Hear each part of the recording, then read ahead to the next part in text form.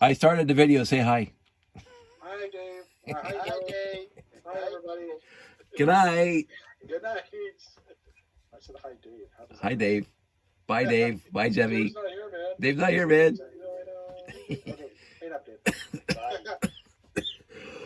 Bye. Oh, excuse me. I just got off of Jeffy's stream, as you can hear, and I wanted him to say hi. So this is, and again, I say stuff. And sometimes, most times well, every time I mean what I say, but then life happens and things change, situations change. But I'm going to say that possibly this is the last reconstitution for the November 2023 lot. I mean, I'm going to go through the bags again and give it a thorough examination. I can almost guarantee there's no more classic space that I can build easily. We all know that because I said it a bunch of times over the last bunch of videos that there is a beta 1 because I have this 5x6 or 6x5x1 printed tile or brick of the launch rocket. But of course, that's of this set. Oh, I should pull that out so you can see. So, well, that's not the right one. We're going here. Excuse me. And I pull this out. You can see that is right there. This rocket here is that rocket there, and the launch pad is that launch pad. It's really kind of neat. I always like that they use this of the Alpha 1 rocket base for this picture. The one that came in the command center, the 926 command center, I mocked up at one of our brick fets when I had the easy up tent that the layout was under, so I could better light it up and people can see with all the lights on. But I what I did is I put a 918, and then I put an astronaut floating with a wrench in his hand, and I built that satellite in the background, and I had him hanging from the ceiling or from the top of the tent, and some people actually caught that because that was the exact picture that was in the command center on the 6x5 brick that they have. Let's see if I can find it really quick. So anyway, I built the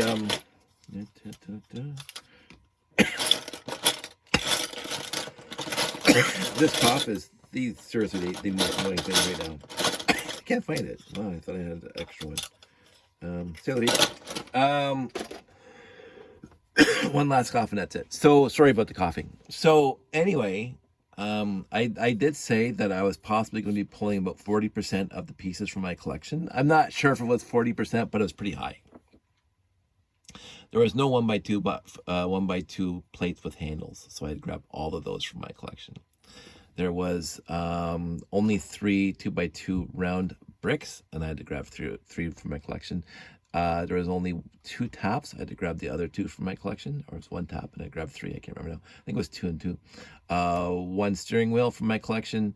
Most of the trans except for the 6x8, and I had 2 1x4 trans yellow in the lot. I had to grab the other 7 from my collection. It had 2 of those brackets. I had to grab 2 more from the collection. All the yellow, wow, all the yellow was there. All the black was in the lot. The white, I had 2 2x2 rounds, but I had to grab the rest of the white from the collection. The inverted 2x2 consoles, I had to grab 2 from the collection, my collection. And miscellaneous pieces. Some all the 1x1s were in the lot. The 1x6s were all in the lot. The 1x4s, I think, were all in the lot. I had to grab the 4x12 from my collection, but the 6x8 was in the lot. The 2x10s I had to grab. So I'm going to say at least 20, 30 pieces that I had to grab from my collection. I had to grab all the, so it was more than that, because I remember this, I had to grab all the gray 2x2 rounds from my collection. So that's 11, I think. There's 8, 9, 10, 11 in this set. So I had to grab all 11 of those. But most of the vehicles were in the lot. So the rest of the vehicles, as you said, there's no rubberized pipe because I don't have any. I'll maybe source the other thing. The good bit was is I reconstituted the minifigs. Like the minifigs were not complete, but they were missing helmets. There were some broken helmets in the lot. And the air tanks, I had to grab 3 air tanks. I think, yeah, all 3 air tanks. No, so the red air tank was here. It just didn't have the head or the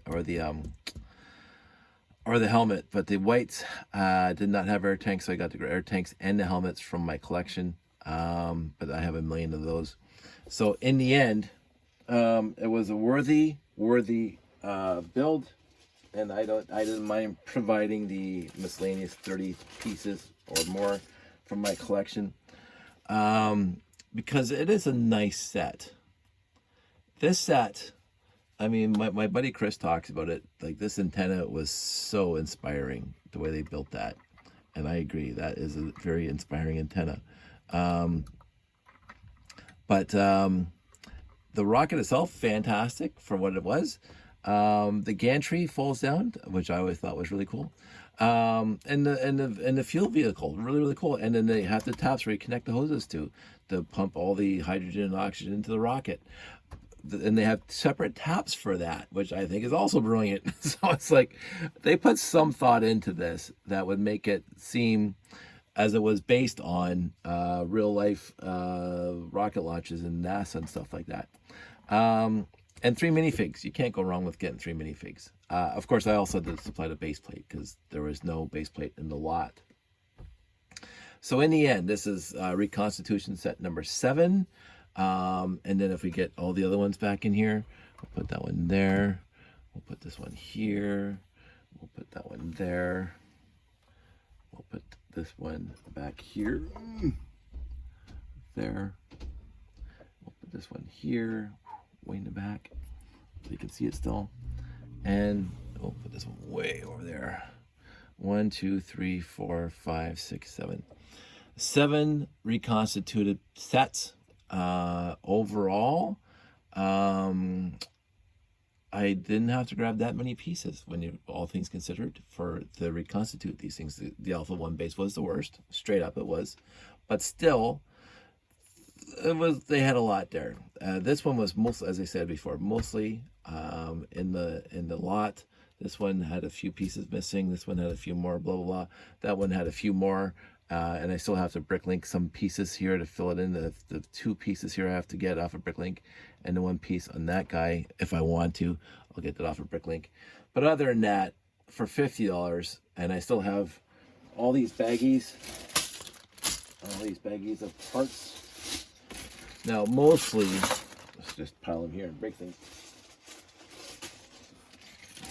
Mostly basic brick and slopes. The gray's a little different, obviously, but mostly basic brick and slopes. And old gray, old dark gray. So, you know, I absolutely do consider myself lucky. We were just talking about that at the end of the Just Feed. That I do consider myself very lucky and very fortunate. But again, I do put some effort into it. I do check the figures they booked the antenna. The radar dish. I do check the marketplaces. I won't say every single day, but I do check it a lot to see if I can find a lot that I'm interested in. And of course, this would be one lot that I would have been interested in. So I can't complain about that. And I consciously was listening to one of my videos earlier, and I thought to myself, I do say a lot, and I was going to consciously work on not saying it, and here I am saying it all the time. But it is something I do, and it is something that I didn't realize annoyed me as much as it does when I listen to myself talk today. So I'm going to consciously, again, I tried this before, I think about 1.5 years ago, making these videos where I said I'm not going to say like that and try to get over it, because they say get out of a bad habit takes about 30 days. I don't think I'm going to be able to do it. But let's see what happens. I'm going to consciously think about it, and every time I hear myself say it, it's going to be like cringeworthy. But I actually don't have anything else to say about this lot at this time. So I'm going to put these things in baggies and put them in storage, all of them, including the Alpha and Rocket Base. And I'm going to figure out what I'm going to do with these baggies here. I'm going to see if I can build anything else out of these guys. And if I do, you will know. But reconstitution of 7 sets of this lot, I think was a fantastic, fantastic time. And it was, see, almost did it again. I'm glad I saw it. It was in the West End of Hamilton, and oh, somebody subscribed. It was in the West End of Hamilton, and we were coming back from Lego dinner, and so I stopped by. So that was even fun that I picked up this used lot coming home from our monthly Lego dinners. So there's so many stories, and there's so many things that happen in my life that I find to be very, very. I've been blessed. Honestly, I've been blessed. The things that I'm interested in, I've been allowed to do. I've been edified and encouraged by friends and family to keep on doing what I'm doing. There has been no, there has been no detrimental people in my life to tell me I shouldn't be doing what I want to do. And that is all the encouragement in the world for people to know that other people have your back. They got my back, and I am very appreciative of the people I know and the family I have and the friends I have and the support I get, like, all the time when I need it. Not that I need much now. I'm kind of, at that part of my life now where we always need help. I'm trying to say this I'm also consciously not trying to say all the time, so the words are not coming as gracefully as they used to. I have been very blessed and over my life, and now I am trying to, I've always tried to help others as I can, but I'm trying to be aware, because again, I've always talked about how oblivious I am in my world and the way I've conducted my life, because I was able to be and allowed to be oblivious because I never had any major worries in my life. And my life has been very, very good for so many years. And we all have problems, we all have difficulties, we all have problems that appear in our lives. But at the end of the day, those problems are insignificant that happen in my life in the grand scheme of things.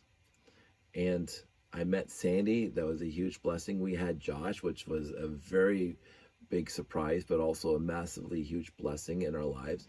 The families, my parents were spectacular growing up. And again, like with every other family, there's always problems and there's always issues. But they were willing to work on it and be better and do what we had to do to get, better. So I've been blessed. And even with this hobby and the time I came into it, well, I've always been into it, but the time I found people online and the LugNet and all the news groups and the local lugs overall, the people who ran RTL Toronto were a massive blessing for me. And all the people who showed up at RTL Toronto events were a massive blessing to me. They're just wonderful, wonderful people. And I'm glad, again, now with Turolug that I get the same wonderful feeling of just hanging out with a community of like-minded people who all appreciate this hobby, and they're not in it for nefarious or whatever. They're just nice, decent people and fun to hang out with. So I'm blessed to be part of at least 2 lugs. I mean, we can go into OBB and my friend Janie and everybody else. That's huge blessings in my life. That the people I've met in the Lego community have been fantastically awesome. There have been such minimal exceptions to that it's not even worth talking about, because 99.9% of the people I met and the events I've done and the things I got to do in this hobby have been absolutely fantastic. The bricks in the Six event this year was just beautiful and a lot of fun, and a lot of people I got to catch up with. Brickomania was fantastic this year. The smaller shows I did this year were fantastic. And it's always been fun, and I just show up and I have a good time, and I don't have to run it because you don't want me running anything. Trust me. I just have to. Hey, Dave, can you show up? Absolutely, I'm gonna show up. Even last weekend, just show up, drop my little thing on the table, and enjoy the company of other like-minded people. If you have the means and you have, this is going to be light and fluffy. If you have the means and you are remotely interested in Lego, show up at a lug meeting. Overall, what I found is that the lug meetings, all the people I know at the various lugs that I know of, are all wonderful people. And I don't know all the lugs in the world, and I don't know all the people in the world that are part of this hobby. Again, I'm oblivious. I don't know, and I got the worst memory in the planet. I don't remember everybody, but all the people I've encountered are very, very encouraging, and they're very, very sincere, and they just want to have fun working. Again, I'm trying to say just having fun with our chosen hobby. And so if you are remotely interested in picking up a hobby, or you have some passing interest, you're watching this video because, I don't know why you're watching this video, but you're watching this video and you say, hey, this Lego hobby looks like fun. Maybe I'll start doing something. You don't need a massively huge collection. You don't need, I know people who show up at shows and they have basically what they bring to a show is all the Lego they have. They put some effort into it, into whatever little build they have, and they bring it to a show, and it's just wonderful. And they get to hang out at a show, and we all hang out, and we all talk, and we all just have a great time. But anyway, all that to be said, this lot, I was happy that I got it. I'm happy that I got to share it with everybody. I do like doing this, and I am looking for lots where I do get to do this. Where hey, that's a lot that has a lot of classic space in it. Some people might find it interesting. And then I get to discuss what I had to do to complete a lot and what's not completed, and maybe the rare parts and stuff that are in these lots. I found out that I am really colorblind. Of course, I always knew I was colorblind, but with the trans neon green antennas, I don't know why I didn't clue in that they were trans neon green, because I know how rare they are, but how rare the yellow ones are. But I happen to have a lot of yellow antennas, so I wasn't. I was like, hey, maybe somebody else liked trans yellow antennas and got lots. But they're trans neon green, and I'll try to figure out again what they're used for. But again, I might just roll the rest of it into the collection. We will see. But see, there it goes again. I'm going to call this a night. We're 17, 18 minutes into this. I am done with this lot for now. Again, I might find something else. And if I do find something else, you'll be the second to know. I hope everybody, and I sincerely mean this, I hope everybody out there is doing well. I'm almost over this cold or this cough. I don't have a cold anymore, but I am almost over this sickness that's been plaguing me for a couple weeks now. It's not COVID, but it is just, this cough has just been so annoying. And my mind's a little addled because this cough medication that I'm on makes me a little groggy and stuff. But into each and every life, a little rain must fall. I've always lived by that motto, and I've always, whatever happens, we'll handle it. So, in summary, with all those tangents, there's not a single Reconstitution here that I hate. They're all wonderful. That guy would be the lowest on the totem pole, but even him, I'm glad I built him again. Son of a pup. Seriously. It's something I do. What I could do, and I was thinking about this because I watch Stacy, and I don't know if this is what she does. I don't know if she edits out the ums and the pauses, but I was thinking that I would just bring all these videos into Movie Maker and just go through them and just edit all the ums, so you could have all these little breaks in there. But I said, I don't want to put an effort into this because that's who I am. In summary, I hope you liked it. I hope you liked this little walk down, for crying out loud. I hope you enjoyed this little walk down memory lane and enjoyed these Reconstitution videos.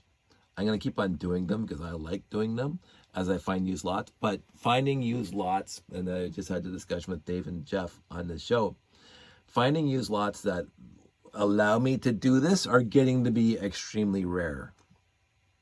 I will say that. A couple of years back, I was finding classic space lots literally all the time. You can go back in my feed like 2 years ago and you're, oh, more classic space. Oh, more classic space. Oh, look, more classic space. There was this guy up in Upper Ancaster who every month would post something, and I would go up there and I'd buy a tote or a half a tote or a box or whatever. And he even just sold a 6950 straight out, and that was it. Oh, fine, I'll take it. I have no problem buying a 6950, and I think he wanted like $40 for it. Of course, I'm going to buy a 6950 for $40. But the lots are becoming more rare, and again, I'm not dedicating my life to finding them either, because this is supposed to be fun, not like a grueling tasking looking for lots all the time. So I've lost out on a few lots. I've lost out on a few lots. Like a week ago, I was telling Dave and Jeff this. There was a lot that had a crater plate in it and a couple old pieces of Technic in it, and I couldn't see everything that was in there.